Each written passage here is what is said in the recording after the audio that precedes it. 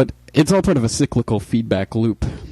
And even though the protesters are, of course, trying to make fun of John McCain using the clip, it really just serves to further reinforce the conditioning that we're being fed right now, that Iran is going to be bombed. One way or another, someone's going to get in power and someone's going to pull the trigger, as it were. As I say, it's part of a feedback loop, and it just continues to grow and grow. The talk will eventually increase and increase until such time as it seems inevitable that they will attack, and then they will attack. And when they do, it will seem like it was inevitable, or it was just destined to happen. Thank you very much. A short time ago, the U.S. military carried out massive precision strikes on the 3 key nuclear facilities in the Iranian regime: Fordow, Natanz, and Esfahan. Everybody heard those names for years as they built this horribly destructive enterprise. Our objective was the destruction of Iran's nuclear enrichment capacity and a stop to the nuclear threat posed by the world's #1 state sponsor of terror.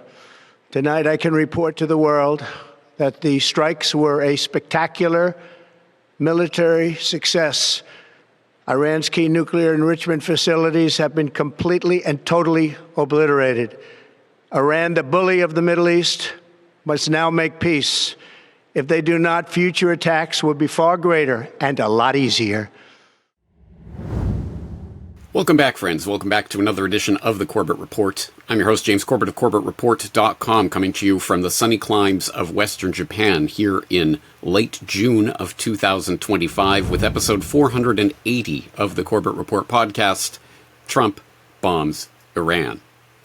Now, I suppose everyone here already understands what has just taken place, but we're going to go through it today in as fine detail as is possible, given that this is obviously a breaking news story and is still developing at the time that I am recording this.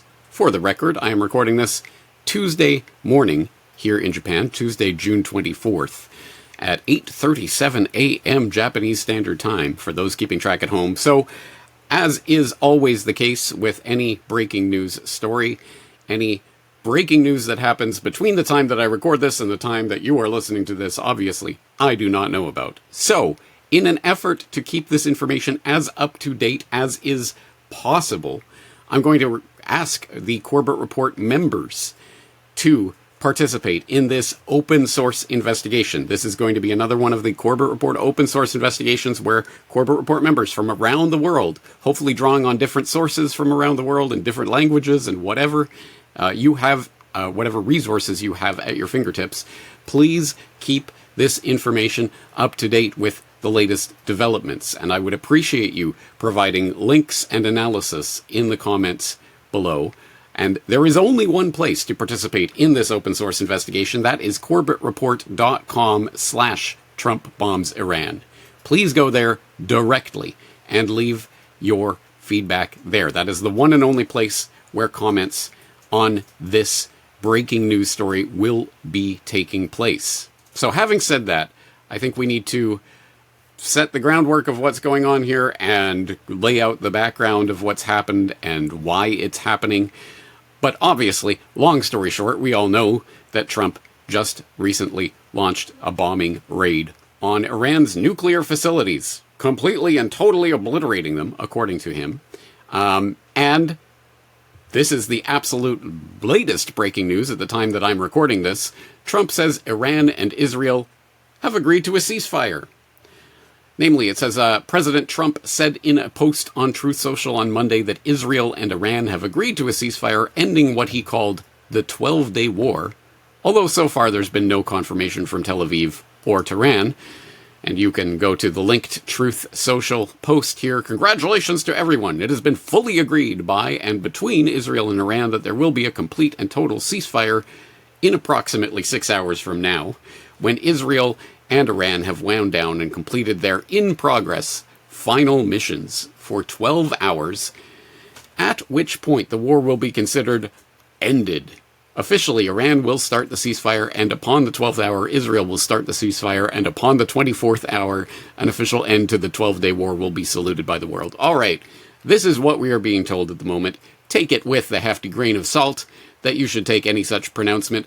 Hey, by the time you're watching this, maybe we'll know if the ceasefire is actually holding or not, but it is interesting that Iran will be starting, and Israel will be following up 12 hours later. I don't know, that sounds like the kind of ceasefire that few countries would agree to, but what do I know? I'm not an international wheeler-dealer diplomat. But, anyway, as I say, take that for what it's worth, and maybe, hopefully, this is the end, and this is all over now, and we don't have to worry about any further complications or implications from any of this. But I remain skeptical, given some of the information that is coming out, even to this very hour. Let's start going through it. So, once again, to lay the groundwork for what is happening for those who were just in a coma for the past week or two. First, you would probably want to start with my Israel attacks Iran, an open source investigation article that I posted up on June 14th, 2025, going over the events of the night of June 12th/13th, 2025, when Israel launched a wave of attacks against Iran, dubbed Operation Rising Lion.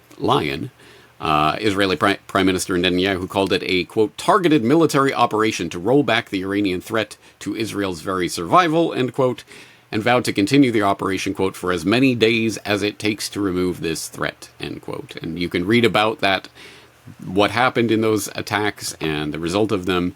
And, of course, this was an open source investigation as well, so there are currently 154 comments from various Corbett Report members with links to much more information that has taken place in the intervening days.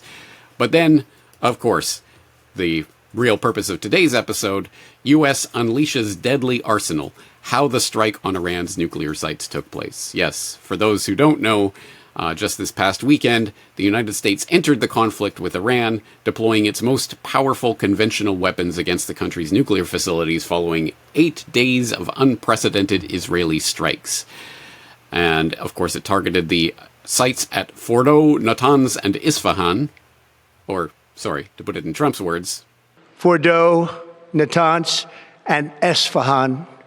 And this was accomplished with 6 B-2 Spirit stealth bombers, which embarked on an extraordinary 37-hour flight from Missouri to deliver the payload, capable of carrying up to 18 tons of ordnance and flying unrefueled for approximately 11,000 kilometers, a distance mirroring their recent mission. The B-2 was designed to penetrate deep into enemy territory undetected by radar.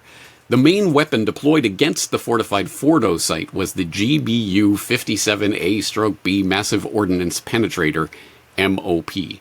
Weighing 13.6 tons, this bunker buster was specifically developed by the U.S. Pentagon with one key objective: destroying Fordo. Yes, when you develop a weapon that is literally for one specific site in the world, it's highly likely that it's going to be used against that site at some point, isn't it? Well, anyway, in case you are, like Brian Williams, distracted by the beauty of our weapons, or whatever that ridiculous phrase that he used was, you can read all about it, and there's lots of war porn in here about the details of the bunker busters and how they work, etc. But that kind of gives you the overview. The nuclear sites were attacked last Saturday, and behold, the handiwork of these bunker busters. So this is the satellite imagery from Fordo from June 19th, as contrasted to June 22nd after the attacks, before and after. And wow, look, completely and totally obliterated, I guess? I don't know. I'll let you use your own eyesight and judgment on this. Again, I am no weapons expert or technical nuclear facilities expert, so I wouldn't deign to comment on what this actually means, but it does not look like total and complete obliteration in the sense that we would expect, but tunnel entrances seem to be blocked with dirt, and there are craters left following the strike, so something happened there at any rate. What happened exactly? Well, if you are somewhat skeptical about the extent of these attacks and what they accomplished, you're not alone. Bloomberg had this report up just the other day. Satellite images question Trump's claim Iran's atomic sites destroyed, which notes that Trump said heavily fortified sites were totally obliterated late Saturday, but independent analysis has yet to verify that claim. Rather than yielding a quick win, the strikes have complicated the task of tracking uranium and ensuring Iran doesn't build a weapon. And you can go and read through this report in much greater detail, but they go on to say that U.S. Air Force General Dan Kane told a news conference earlier on Sunday that an assessment of final battle damage will take some time. IAEA inspectors, meanwhile, that's the International Atomic Energy Agency, the UN nuclear watchdog, for those keeping track at home. IAEA inspectors, meanwhile, haven't been able to verify the location of the Persian Gulf country's stockpile of near bomb-grade uranium for more than a week.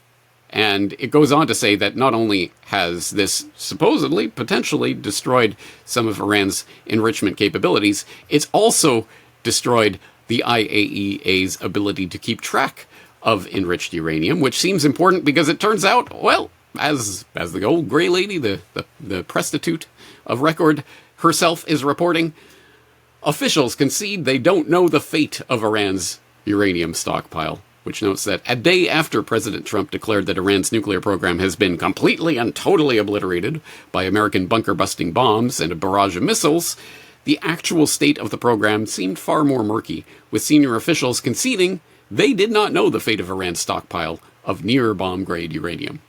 We're going to work in the coming weeks to ensure that we do something with that fuel, and that's one of the things that we're going to have conversations with the Iranians about, said Vance on ABC's This Week, in a seeming implication that the Iranians were tipped off, potentially, or at any rate had advance warning of the attack and proceeded to move some of their enriched uranium before the attack, and now we don't know where it is. Or at least that is what we're being told. Take all of this with a grain of salt, of course, as always, but this is what is being reported.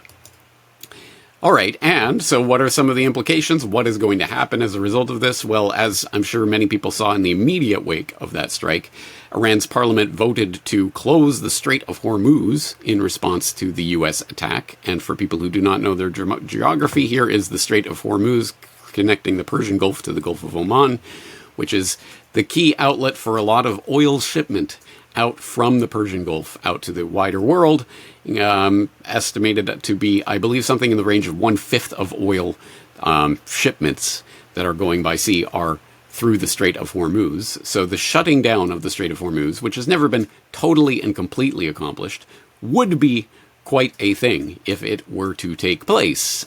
And is it taking place despite claims of this ceasefire happening? Well, maybe. We have this up from Zero Hedge. Widespread GPS jamming across Strait of Hormuz. 6 supertankers perform abrupt U-turns, which notes that earlier reports confirmed that 6 supertankers abruptly reversed course in the Strait of Hormuz. Now, new alerts indicate Iranian missiles have been spotted over Doha, and there is widespread high-interference GPS jamming taking place across the critical maritime choke point, and they show the GPS jamming indicator and go through what this means and some of the implications. We will go into that in more detail later on, but I'm just trying to give you the overall sense of what is taking place, again, as I am recording this Tuesday morning Japanese time. There is a lot happening here. And as I say, many moving parts to this story that is developing. So once again, please, Corbett Report members, please do log in and leave latest links to analysis and development in the comment section at CorbettReport.com. But anyway, in case you're wondering why it was so imperative for Trump to start dropping bombs on Iran now, it's because... let me check my notes. It's because, oh my God, the Iranians were just months away from developing nuclear bombs. And they've only been months away from developing a bomb since, let me check my notes again, 1996. The deadline for attaining this goal is getting extremely close. And Iran, by the way, is also outpacing Iraq in the development of ballistic missile systems that they hope will reach the eastern seaboard of the United States within 15 years. By next spring, at most, by next summer, at current enrichment rates, they will have finished the medium enrichment and move on to the final stage. From there, it's only a few months, possibly a few weeks, before they get enough enriched uranium for the first bomb. The foremost sponsor of global terrorism could be weeks away from having enough enriched uranium for an entire arsenal of nuclear weapons. That would place a militant Islamic terror regime weeks away from having the fissile material for an entire arsenal of nuclear bombs. If not stopped, Iran could produce a nuclear weapon in a very short time. It could be a year, it could be within a few months, less than a year. Actually, as The Daily Show pointed out in their own clip collage, the warnings and pronouncements from Bibi go back to at least 1995. Or actually, is that 1993, as Ynet News reported back several years ago. Iran will have a bomb by 1999. He was warning at that time. Oh, wait, actually, maybe it goes back to 1992 when he made, Netanyahu in particular, made his first claims that the bombs are only months away, I tell you. They're just a few months away. Anyway, I used that particular CNN montage that we were watching because it was CNN, and I thought it was particularly important and / humorous that even CNN is calling Netanyahu out for having blown the whistle on this imminent threat one too many times over the decades, literally 30 plus years that he's been telling us. They're just months away, I tell you. So the question then becomes, what actually changed in recent weeks to make this bombing absolutely essential now? Why right now? And the answer is, what changed? Absolutely nothing. Yes, as we already knew, because this was even the official U.S. national security assessment back just a few months ago, the Iranians were not just months away from developing a nuclear weapon. In fact, we have this from The Cradle just a few days ago. Tulsi Gabbard sidelined by Trump for opposing the Iran war, which noted that Gabbard has been sidelined in internal administration discussions about the conflict between Israel and Iran and appears to have fallen out of favor with the president. Gabbard did not attend a meeting of top officials on June 8th at Camp David to discuss tensions between Israel and Iran. Gabbard has been working behind the scenes to try to find a diplomatic solution. And as it goes on to note, the National Intelligence Director testified before Congress in March this year, highlighting that the U.S. intelligence community did not believe Iran was working to build a nuclear bomb. But when asked about this assessment and what Gabbard's been saying, Trump said, quote, "I don't care what she said. I think they were very close to having one." Well, there you go. I guess Commander-in-Chief, he gets to say whatever he's going to say. We have this other article just from a couple of days ago. Of course, she bent the knee once the media started to feast upon those juicy headlines. We have this from antiwar.com. Gabbard falls in line, claims Iran is close to getting nukes, where she spins it as, oh, the dishonest media is intentionally taking my testimony out of context and spreading fake news. America has intelligence that Iran is at the point that it can produce a nuclear weapon within weeks to months. Blah, blah, blah, which I think Dave Smith accurately summarizes in his own tweet. Wow, Tulsi is now the Colin Powell of this administration. She knows better, but has chosen to lie through her teeth to sell a war. She's worse than the others because she spends her career pretending to be against regime change war in Iran. What an utter disgrace. Well, there you go. At least history will correctly note what side of what line she ended up being on when the rubber actually met the road. And while we're at it, we might as well do a New World Next Week update. Trump has also, in addition to attacking Gabbard, he's also attacked, of course, Representative Massey for his views on opposing the illegal bombing of Iran. As you will remember from the most recent edition of New World Next Week from last week, MAGA means war against Iran. Massey and a Democrat co-sponsor had introduced a bill requiring a congressional war powers resolution in order for the Trump to take America to war with Iran. Obviously, that didn't go anywhere and it didn't mean anything, even though, of course, there shouldn't need to be any legislation for it. It's already, technically, theoretically, the law of the land. But anyway, whatever. I mean, we know that the negotiations between the U.S. brokered negotiations about the Iranian nuclear program were ongoing, that there was talks that were scheduled for the very weekend that Trump's bombs started falling. But poof, that's gone, obviously, and now Trump is on board with the neocon line, hook, line, and sinker. So I think it is important at this point just to have a little bit of background about the Iranian nuclear program, what it was and what it was not, what it is and what it is not, potentially, and some of the lies that have been told about it in the past. This is something that I covered quite thoroughly in my 2008 report on the real Middle East nuclear threat. Hand-wringing over Iran's nuclear program is nothing new.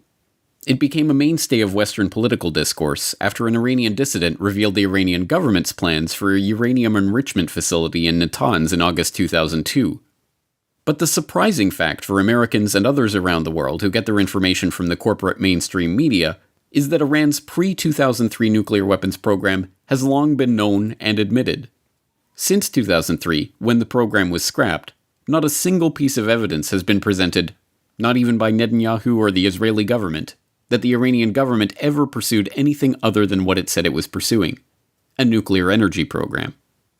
Not that that fact has ever stopped Netanyahu from using any opportunity to use cartoon-level propaganda tactics to convince the world otherwise. In the case of Iran's nuclear plans to build a bomb, this bomb has to be filled with enough enriched uranium. And Iran has to go through 3 stages. The first stage, they have to enrich enough low-enriched uranium. The second stage, they have to enrich enough medium-enriched uranium. And the third stage and final stage, they have to enrich enough high-enriched uranium for the first bomb. Where's Iran? Iran's completed the first stage. Took them many years, but they completed it, and they're 70% of the way there. Now they're well into the second stage. And by next spring, at most, by next summer, at current enrichment rates, they will have finished the medium enrichment and move on to the final stage. From there, it's only a few months, possibly a few weeks, before they get enough enriched uranium for the first bomb. Ladies and gentlemen, what I've told you now is not based on secret information. It's not based on military intelligence. It's based on the public reports of the International Atomic Energy Agency. Anybody could read them. They're online. So if these are the facts, and they are, where should a red line be drawn? A red line should be drawn right here.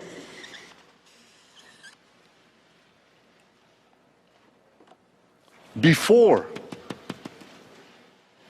Iran completes the second stage of nuclear enrichment necessary to make a bomb, before Iran gets to a point where it's a few months away or a few weeks away from amassing enough enriched uranium to make a nuclear weapon.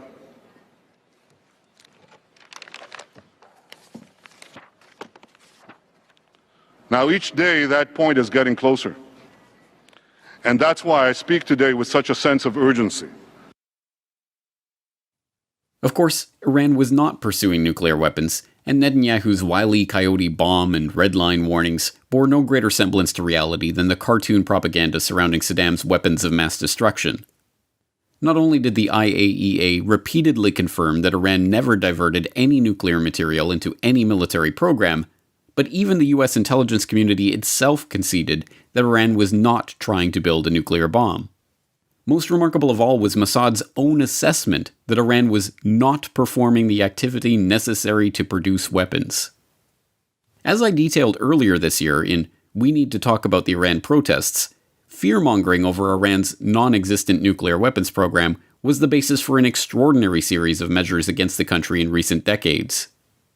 These measures include Nitro Zeus, a full-scale military cyber attack against Iran, the best-known element of which was Stuxnet, the military-grade cyber weapon co-developed by the United States and Israel that specifically targeted Iran's nuclear enrichment facility at Natanz.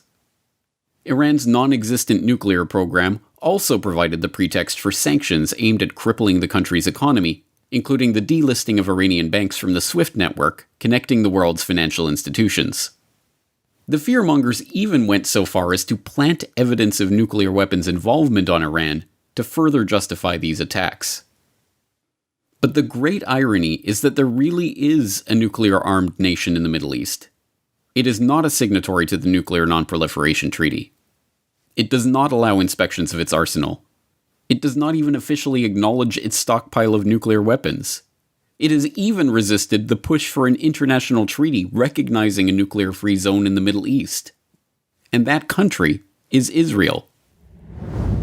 If you have not seen that report before, I would highly suggest that you follow the link from the show notes in today's episode, corbettreport.com/TrumpBombsIran, in order to watch that report in its entirety, where you can learn more about the actual, real Middle East nuclear threat, not Iran, of course, Israel, the only country in the region that actually possesses a nuclear stockpile that is not officially declared, that is not subject to any inspections by any international agency, Israel being the only country in the region that is not a member of the Nuclear Non-Proliferation Treaty, and in fact one of only 5 states on the entire planet that is not a signatory to the NPT, and has even resisted the push for an international treaty recognizing a nuclear-free zone in the Middle East, obviously, because they stole their nukes from the US back in the 60s with the help of Netanyahu and others, as I have documented before on the Corbett Report, and they're certainly not going to give them up, and they're not going to let anyone else have any, at least in that region. So there's a lot more to be said about that, and about the many, many lies that have been sold to the American public, the Israeli public, the public of the world about Iran's nuclear program over the years, and there's a lot of hard evidence to back up the fact that those lies are propaganda. But that is background at this point, so let's move forward. The question is, of course, what will happen from here? Well, as I say, the new ceasefire has just been announced by Trump, and the reports that are coming in, again, as I am recording this, is that apparently Iran has acknowledged this ceasefire. Who knows what will eventuate from this, but let's see if we can get an idea of that by, I don't know, going to the horse's mouth. So let's take the regime propaganda version of what happens next, and we'll go to Vice President Vance, for his assessment of the situation. I certainly empathize with Americans who are exhausted after 25 years of foreign entanglements in the Middle East. I understand the concern, but the difference is that back then we had dumb presidents, and now we have a president who actually knows how to accomplish America's national security objectives. So this is not going to be some long, drawn-out thing. We've got in, we've done the job of setting their nuclear program back. We're going to now work to permanently dismantle that nuclear program over the coming years, and that is what the president has set out to do. Simple principle. Iran can't have a nuclear weapon. That has animated American policy over the past 130 days. It's going to continue to be a driving force of our policy in the Middle East for the next 3.5 years. It sure is a good thing we don't have a dumb president at the moment, right, Mr. Vance?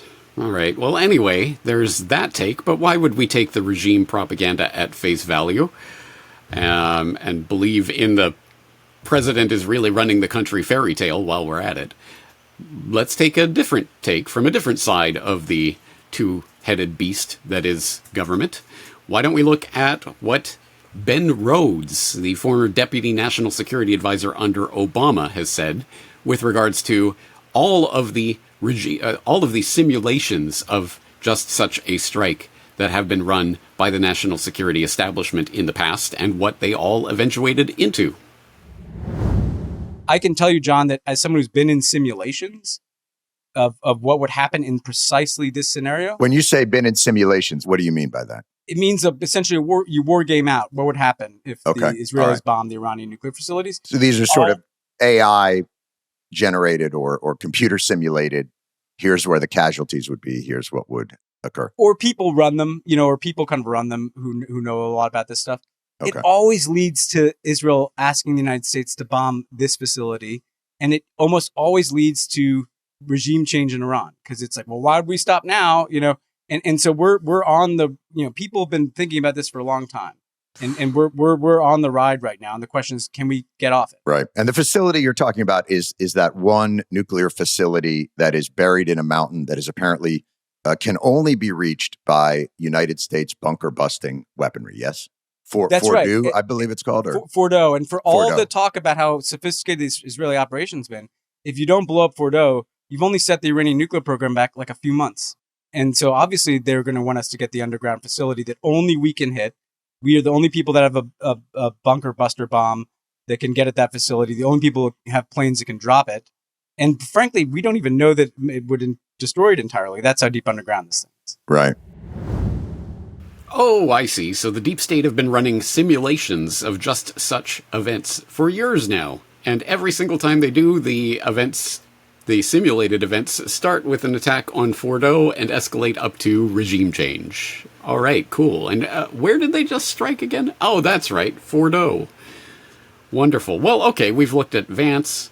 We've looked at Rhodes. What does Trump himself have to say about this? We can take this from recent reports. Trump floats Iran regime change, even as the true impact of U.S. strikes is far from clear, noting a recent Truth Social post that he made where he said, why wouldn't there be a regime change? Indeed, why not? Might as well, huh? All right, so let's find out where things stand right now. As I say, the ceasefire is just being reported as I am recording this. It obviously remains to be seen whether it will be honored at all, and if so, to what extent, and what it means for the future of negotiations between Iran and Israel and the U.S. But let's take a look at some of the things that have eventuated in the past couple of days. First of all, of course, in the immediate wake of the strikes, how did Iran react? Tehran vows everlasting consequences after U.S. strikes Iranian nuclear facilities. As one would expect, the IRGC has said, now the war has begun, and America has become a legitimate target for Iranian strikes. And so, obviously, we saw that followed up quite quickly in short order with Iran hits largest U.S. base in Persian Gulf with retaliatory missile attack. Noting that Iran's Islamic Revolutionary Guard Corps, the IRGC, announced late on 23rd of June the launch of Operation Glad Tidings of Victory, targeting Al Udeid U.S. airbase in Qatar in retaliation for Washington's unprovoked attack on Iran's nuclear program. You can watch the footage of the interceptors intercepting the missiles here. And from all reports that we are getting right now from the Israeli-American side, no one was injured. There was no problem here. They intercepted these missiles, and there was no actual damage done. At least that's what we're being told at the moment. But there has been some attempt at some sort of retaliatory strike on a U.S. airbase in the region. And also, of course, Trump has thanked Iran for early notice on the retaliatory attack on U.S. base in Qatar. And he notes that the response was weak. And he says there have been 14 missiles fired, 13 were knocked down, 1 was set free because it was headed in a non-threatening direction. And he says, I want to thank Iran for giving us early notice, which made it possible for no lives to be lost and nobody to be injured. So from what he's saying, I gather the Iranians actually did forewarn about the attack before it even happened, which seems actually pretty par for the course with everything we've seen with Iranian responses to various strikes over the preceding few years. Iran always warns in advance and generally has seemingly not responded with a full retaliatory barrage to any strike yet. Starting to raise the question of whether they are whether they are able to actually launch any strikes with everlasting consequences, or whether that's all just hot air. Anyway, the U.S., for its part, is warning of a heightened threat environment after strikes on Iran. This report from The Hill notes that the Department of Homeland Security, DHS, issued a National Terrorism Advisory System bulletin on Sunday, alerting the public to the potential of cyber attacks carried out by those who support Iran or are affiliated with the Iranian government. So I guess be prepared for the cyber punch to the Facebook or something along those lines that myself and James Evan Pilato have been warning about for years and years on New World Next Week, that the next spectacular world-shaking false flag event will likely be in the cyber domain. Could this be an excuse to launch such a strike? Who knows? At any rate, we are getting the notices at the moment. And as I mentioned earlier in this exploration, of course, the ever-looming threat that Iran might try to close the Strait of Hormuz. We have this piece from Bloomberg analyzing what that would mean and what would or could happen and how. It goes on to note, as several analysis pieces that I've read in recent days have noted, maybe the closing the Strait of Hormuz talk is a bit overblown, because if Iran's navy tried to bar entry to the strait, it would likely be met with a strong response from the U.S. Fifth Fleet and other Western navies patrolling the area. But it could cause severe disruption without a single Iranian warship leaving port. One option would be to harry shipping with small, fast patrol boats, or it could launch drones and fire missiles towards ships from coastal or inland sites. That could make it too risky for commercial ships to venture through. And it notes that that's not just a theoretical idea. Similar tactics have been employed successfully by the Houthi militia in Yemen to disrupt traffic through the Bab el-Mandeb Strait, leading into the Red Sea on the other side of the Arabian Peninsula. And it does go on to talk about the Strait of Hormuz and its importance. For example, Saudi Arabia exports the most oil through the Strait of Hormuz, though it can divert shipments to Europe by using a 746-mile pipeline across the kingdom to a terminal on the Red Sea. But it does talk about, with its oil pipeline to the Mediterranean closed, all of Iraq's oil exports are currently shipped by sea from the port of Basra, passing through the strait. And there are others, Qatar, Kuwait, Bahrain, for example, that have no option but to ship their oil through the waterway. So, again, closing the Strait of Hormuz, although technically perhaps difficult, at any rate, would certainly be an event that would have widespread repercussions. And as we noted earlier, there is reports of GPS jamming taking place in the Strait of Hormuz right now. 6 supertankers have apparently performed abrupt U-turns in the strait. So clearly something is happening, but what and for how long? And will this ceasefire put an end to it? We shall see. On the Israeli side, how are the Israelis reacting to this? Well, we have the Cradle reporting Israel hits Tehran with unprecedented airstrikes, noting that Israel continued to heavily bombard Iran on the 23rd of June, carrying out massive strikes, including on a university in the capital, Tehran. Again, what does this mean? Will Israel abide by some ceasefire that Iran apparently has to start while Israel is still bombing them, presumably? Well, we'll see. We'll see how that works. Maybe you'll already know by the time you're hearing this report. We also have, of course, the question of Trump and what he is thinking about and plotting with regards to all of this. As Zero Hedge noted the other day, Trump has already pivoted to mulling regime change in Iran with the latest post. But now we have this report of a ceasefire and everything's hunky-dory again. So what could possibly, if there was an actual attempt at regime change here, what would the calculus be to get the public on board with that? You'd need some sort of spectacular, horrific event to take place. Iran, look at what those Iranians did. You saw it. Now we have to take them out. What could possibly... Oh, that's right. The USS Nimitz carrier strike group will arrive in Mideast waters this weekend.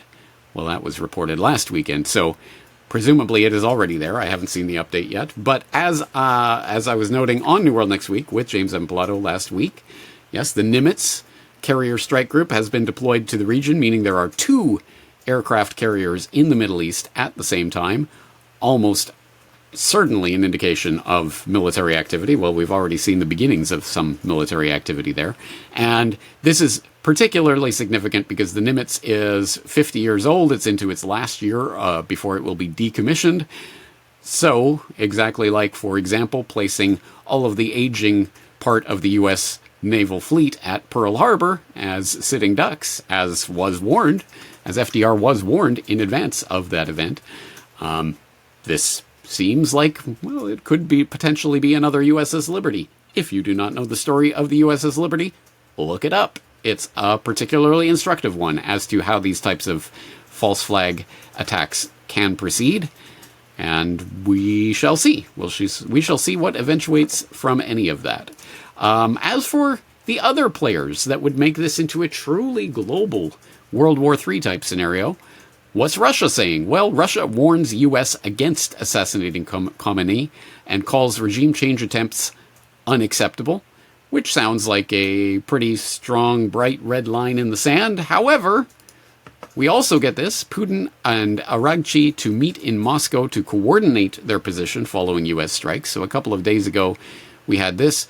Despite Iran's appeals for global support, Russia has signaled it will not provide military backing. It clarified that it recently signed strategic treaty with Iran does not include a mutual defense clause. Hey guys, no. That's just for you guys supplying us with drones and stuff. That's not for us to actually help you. Also, the BRICS, the rah-rah BRICS are the saviors. The BRICS economic alliance, of which Iran and Russia are members, has not issued a statement in support of the Islamic Republic or condemned Israel's attacks, because of course not. Because, well, I don't know. What do I know, right? But all I know is that the rah-rah BRICS are the saviors guys who have been telling us that the BRICS are totally going to annihilate the West, and who are also the self-same people who have been telling us that Russia is just weeks away from obliterating Ukraine for the past 3 years, and have been wrong spectacularly time and time again about every single prediction they've made about, say, the Russia-Ukraine conflict, are now telling us, don't worry, this is a stand for the BRICS, global South, against the evil West oppressors. I'm not sure I'm quite waiting for that. But having said that, it is clear that Russia is implicated in the events that are taking place right now.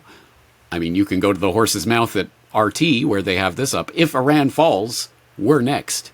What Russian experts and politicians are saying about the U.S. strikes. And yes, there is some degree to which there is a potentially existential threat to Russia as these events continue to play out. Russia just lost one of its key strategic allies in the region, Syria.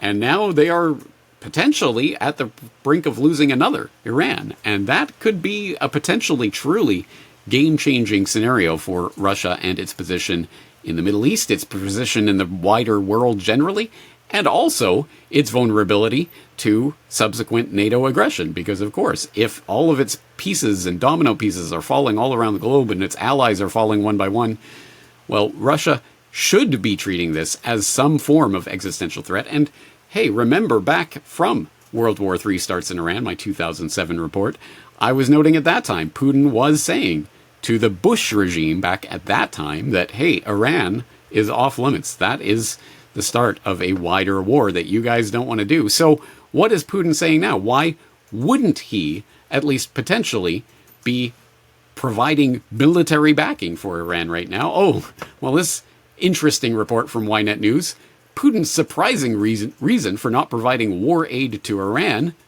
Israel is almost a Russian-speaking country. Noting Russian President Vladimir Putin told reporters that one of the reasons why Russia is no longer providing assistance to the Iranians in the war is that, quote, Israel is almost a Russian-speaking country, end quote. Which just goes to show Putin and his interesting relationship with Israel specifically, and what that portends for the future of the Middle East, etc. So make of that what you will, but it looks like Russia, at least at this point, is not going to step in and have anything militarily to do with this. We'll see if this does eventuate into some sort of regime change operation, what that might mean. The other, of course, major world player, who at least we should be looking at what they are doing right now, is, of course, China. So let's look at what they are doing. We had this report up from a few days ago. Mystery flights from China to Iran raise questions amid Israel conflict, which notes that several Boeing 747s have been spotted on radar leaving China for Iran over the last week, according to reports, sparking concerns that the CCP is helping the Middle Eastern nation transport cargo or people out of the country as Israel continues to strike the country's nuclear facilities. Interesting. I have not seen the follow-up on this report, whether anything was determined as to what those 747s were doing, but you can read more about the flight, the path that they were taking, crossing into Kazakhstan, south through Uzbekistan and Turkmenistan, and then falling off radar as they approached Iran. What was that about? What were these Boeing 747s transporting into or potentially back out of the country? Question mark.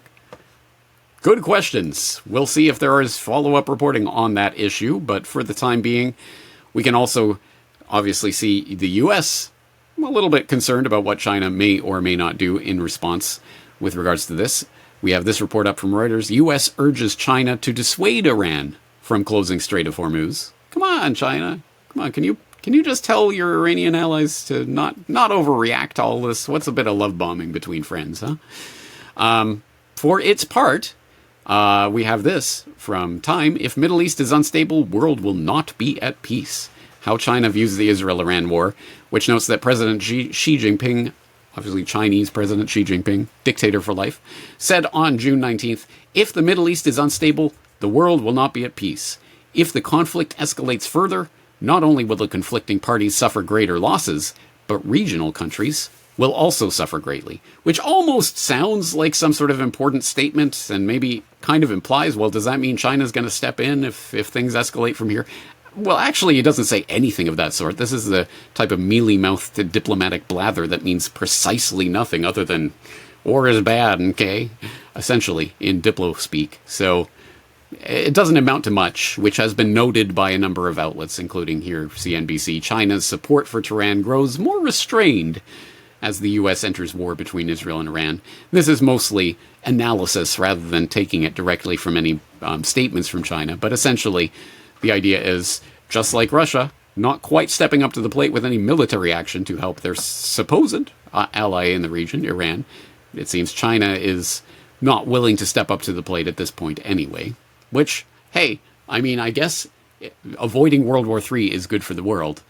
But there really is some question marks about what the response of various players might mean going forward from here. All right, there's a lot on the table. Obviously, all of these articles will be linked in the show notes so you can go and read and get more information and follow this in more depth. But if you want to sort of get up to speed with all of this, once again, I will recommend Israel Attacks Iran, an open source investigation. I will recommend Interview 1957 from last week, New World Next Week number 594 on MAGA means war against Iran. And I will also invite you to type Iran into the search bar of the Corbett Report homepage, and you will find, at this point, 18 years worth of archives of various reports that I've done over the years on Iran, on its supposed nuclear program, on negotiations and deals, the JCPOA and others, on its relationship with Israel and the real Middle East nuclear threat. There's a lot in the archives about Iran that is definitely worth your attention if you haven't seen them yet. Having said that, I think we can take a couple of key takeaways from this. Number one, the best possible outcome from this point forward is that this ceasefire actually does hold and World War III does not start. I think we can all agree, at the very least, that would be the best, at least immediate response and consequence of what's happening here. Let's hope cooler heads prevail. And for some reason, Iran goes along with the idea of, okay, now that we've bombed you, now you should totally be peaceful with us. But then, even then, there is no possible way, no conceivable universe in which the actions of this past weekend and the past couple of weeks do not have some sort of longer implications and consequences, far-reaching consequences into the future that we can't even possibly predict right now. I note, for example, that there's already questions of the next great migration crisis that may be sweeping onto the shores of EU as a result of the displacement that's taken place over the past couple of weeks. That's just one example of the many, many, many knock-on effects that can result from these types of things. And if the illegal, aggressive war on Iraq taught us nothing, it is that mission accomplished banners do not tend to look that good in hindsight, given subsequent events. So who knows what the longer, bigger, far-reaching consequences of this are. At any rate, whether hot actual World War III does eventuate from this or not, at the very least, the long simmering Cold War tension, Cold War-like tensions that have amassed between the US, NATO, Israeli side and the Iran, China, Russia axis, or whatever they're being called in the media this week, the crink, that tension is coming to the surface once again. And I will throw in a link to an interesting video report that I watched recently that I think articulated and crystallized the idea of what is a world war. What does that mean? It is not simply a number of bilateral wars taking place between this country and that country, and that country and that country, and that country and that country simultaneously. No, it's that all of those conflicts are interrelated, and what happens on one front affects what happens on another front, affects the calculus of another country somewhere else in the world deciding or not deciding to invade and try to take some land for their own sake, or that type of thing. There is an interconnected web that happens from individual acts like this. So let's imagine that, yes, the nuclear bombing, the bombing of the nuclear sites was it, and Trump can, parade as the savior and wonderful, and everything's been solved. Well, even so, the calculus has now changed. But for example, China taking Taiwan, India trying to sort some of its border disputes out with Pakistan and or China, Russia and Ukraine, the calculus there, Europe and its security calculus. All of this now needs to be adjusted in the wake of these bombings. So that's definitely something. Having said that, where does MAGA go from here? I mean, again, best case scenario, this was just one bombing over one weekend. See, guys, it wasn't a big war. I'm okay. Having said that, it does show, I think we have seen some of the cards finally coming down on the table. And the fact that the American public, once again, as always, overwhelmingly against the idea of the U.S. joining in Israel's war on Iran. Just from a few days ago, we had only 16% of Americans were in favor of U.S. joining Israel's war in Iran. In fact, not only does this recent poll indicate that only 16% of Americans think the U.S. military should get involved in the conflict between Israel and Iran, it also found that only 19% of people who voted for Trump in 2024 support American military involvement, which is particularly significant because one can imagine these types of polls often split along partisan lines. Of course, the Democrats are opposed to this Republican war, but the Republicans rally around the Republican flag, right? Not in this case, precisely because Trump was sold and sold himself as the peace president, the man who was going to bring peace to the world.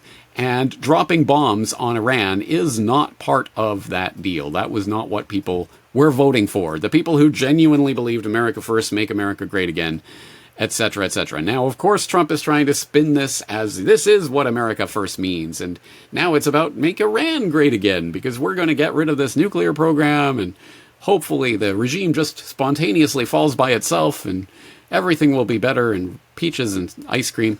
Well, I've read a lot of different analysis from a lot of different people, Craig Murray and many, many others on these events that are probably worth your time and attention. But I'll just throw in this particular link from Global Research, Trump flip-flops on Iran regime change, which starts by noting this very point. In the beginning of his second term, 2024, President Donald Trump predicted that he would be remembered as a peacemaker and unifier, suggesting on Inauguration Day that, quote, our power will stop all wars and bring a new spirit of unity to a world that has been angry, violent, and totally unpredictable, end quote. And that Americans will know, quote, success by wars that we end and the wars that we never get into, end quote. And prior to the election, who can forget Trump promised to be a peace president who would promptly shut down the war in Ukraine. I believe the actual phrase was he would get it solved on day one, right? It would take him 1 day to end the war in Ukraine. Well, Still working on that one, and now expanding into Iran and elsewhere. So I think there is a time of reckoning for those people who still, after all of these decades and decades and decades of being lied to and used and manipulated by politicians time and time and time again, and still continue going back to that slave suggestion box and still thinking this time this guy gets it. Don't worry. This is our peace president. And this little vote that I have in my hand, this is going to be the deciding factor. I'm going to stop all of this wars in the Middle East and all this crap going on with my vote. Well, welcome to reality. I hate that it has to be this way. And Unfortunately, I know that a lot of people who are finally starting to question and think, hey, maybe we got suckered, are going to get suckered again the next time a carnival barker barks them back into the circus, and they buy their ticket with their vote next time. Because next time, don't worry, this next candidate really gets it. And so the cycle continues. Hey, all I know is that apparently Pakistan has nominated Trump for a Nobel Peace Prize. And that about checks out. For people who remember my reporting on the Ig Nobel War Prize back in 2012, back when Obama was awarded the Nobel Peace Prize for the sheer fact that he was not George W. Bush. Yeah, this seems about right. Anyway, if you want to know more about the history of the Ig Nobel War Prize, I would suggest you check out that edition of Corbett Report Radio from the archives. It's worth your time and attention, as is all of the information that we have gone through today. Again, dozens and dozens and dozens of links will be in the show notes at corbettreport.com/Trump bombs Iran, which I will remind you is the one and only place for this open source investigation to take place. Corbett Report members are invited and encouraged to log into the website and to leave your comments, your analysis, links to further reading on these events. As I say, this is a moving target, and I am recording this at a certain point in time, namely the morning of June 24th, 2025, so obviously things will have moved on by the time this gets posted. It is up to the Corbett Report community to keep this going with timely information. My thanks in advance for your support in that regard. Well, I think that's going to do it for today's exploration. Obviously, I will have more to say about these events as they do develop. I hope you will stay tuned for that. But in the meantime, and in between time, I am James Corbett of CorbettReport.com, thanking you for investing your time in today's exploration and inviting you to join me again in the near future. The Deep State. False Flags. 9/11 Truth. The Federal Reserve. Secret Wars and Hidden Histories. Fake News. Medical Martial Law. Ceaseless Propaganda. James Corbett. Reportage. Essays on the New World Order. Available where books are sold. Until they're not.